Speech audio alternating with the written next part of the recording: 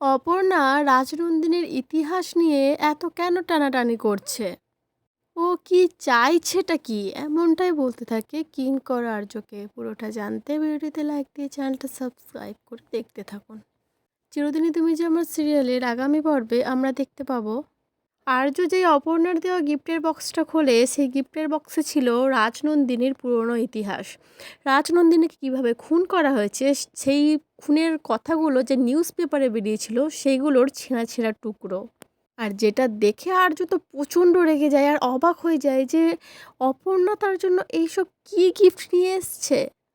আর্য বলতে থাকে অপর্ণাকে, তুমি এই ভালো দিনটাকে এইভাবে খারাপ কেন করে দিলে অপর্ণা?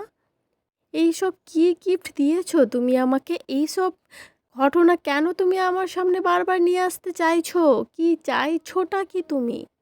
আর এদিকে অপর্ণাও অবাক হয়ে যায় যে সে তো গিফটের বক্সে অন্য কিছু রেখেছিল, এই সব কোথায় থেকে চলে আসলো? অপর্ণার মুখে আর কোনো কথাই আসে না। আর অন্যদিকে আমরা দেখতে পাই যে কিঙ্কর আর্যকে বলছে, আচ্ছা অপর্ণা এরকম রাজনন্দিনীর ইতিহাস নিয়ে কেন টানাটানি করতে চাইছে? রাজনন্দিনী কীভাবে খুন হয়েছিল, কীভাবে মারা গেল, এই সব কাগজের টুকরো ওর কাছে কী করে আসলো? অপর্ণা চাইছেটা কি, ওর উদ্দেশ্যটা কি? আমি তো কিছুই বুঝতে পারছি না। আর আর্যও কিছু বলতে পারে না, শুধু প্রচণ্ড রেগে যায় অপর্ণার উপরে।